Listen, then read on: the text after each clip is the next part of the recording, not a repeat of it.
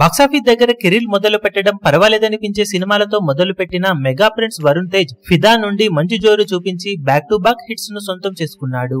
దాంతో ఒక్కసారిగా medium range హీరోలలో promising హీరోగా మారినా కూడా అనవసరపు ఎక్స్పెరిమెంట్స్ చేయడం మొదలు పెట్టిన వరుణ్ తేజ్ వరుస పెట్టి అవి బాక్సాఫీస్ దగ్గర దెబ్బ కొడుతున్నా అలాగే కంటిన్యూగా ఎక్స్పెరిమెంటల్ మూవీస్ చేస్తూనే వస్తూ ఉన్నాడు. దాంతో బాక్సాఫీస్ దగ్గర వరుస పెట్టి అవన్నీ విఫలమవుతూ తన కెరీర్ ని పూర్తిగా డౌన్ ఫాల్ అయ్యేలా చేశాయి. కనీస ఓపెనింగ్స్ ని కూడా అందుకునే స్టేజ్ లో లేని పరిస్థితిలో ప్రస్తుతం నిలిచాడు వరుణ్ తేజ్. గనీ సినిమాతో మొదలైన ఈ ట్రెండ్ ఇప్పుడు మరీ ఎక్స్ట్రీమ్ లెవెల్ కి వెళ్లిపోయింది. వరుణ్ తేజ్ నటించిన last movie operation Valentine lowest openings ని అందుకుంటే ఇప్పుడు వరుణ్ తేజ్ కెరీర్ లో టర్నింగ్ పాయింట్ గా నిలుస్తుంది అనుకుని భారీ ఆశలు పెట్టుకుని ఎంతో కష్టపడి చేసిన మట్కా మూవీ తొలి రోజు కెరీర్ లోనే లోవెస్ట్ ఓపెనింగ్స్ ని అందుకుని అత్యంత తీవ్రంగా నిరాశపరిచింది. కేవలం 65 లక్షల రేంజ్ లోనే షేర్ ను వసూలు చేసిన ఈ సినిమా డెఫిసిట్ నెగటివ్ షేర్స్ ను తీసేస్తే షేర్ ఇంకా భారీగా తగ్గిపోతూ ఉంటుంది.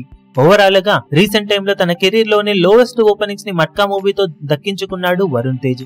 ఆపరేషన్ వ్యాలంటైన్ 80 లక్షల షేర్ అందుకోగా గాంధీవదారి అర్జున 75 లక్షల వరకు షేర్ ను సాధించింది. అంతకన్నా ముందు చేసిన F3 మల్టీస్టారర్ 10.35 కోట్ల షేర్ ను, గనీ మూవీ 2.22 కోట్ల షేర్ ను, గద్దలకొండ గణేష్ 5.83 కోట్ల వరకు షేర్ అందుకొని తన కెరీర్ లో one of the best openings ని అప్పట్లో అందుకున్నప్పటికీ ఇప్పుడు కేవలం 65 లక్షల రేంజ్ ఓపెనింగ్స్ ని మట్కా మూవీ దక్కించుకొని వరుణ్ తేజ్ కెరీర్ ఏ రేంజ్ డౌన్ ఫాల్ లో ఉందనేది వ్యక్తం చేసింది. ఇలాంటి టైంలో తన అప్కమింగ్ మూవీస్ మీద మరింత శ్రద్ధ తీసుకుని ఆడియన్స్ అలరించే కంటెంట్ తో రాకుంటే ఖచ్చితంగా తన కెరీర్ కి మరింత ఎఫెక్ట్ అయ్యే అవకాశం ఎంతైనా ఉంటుంది.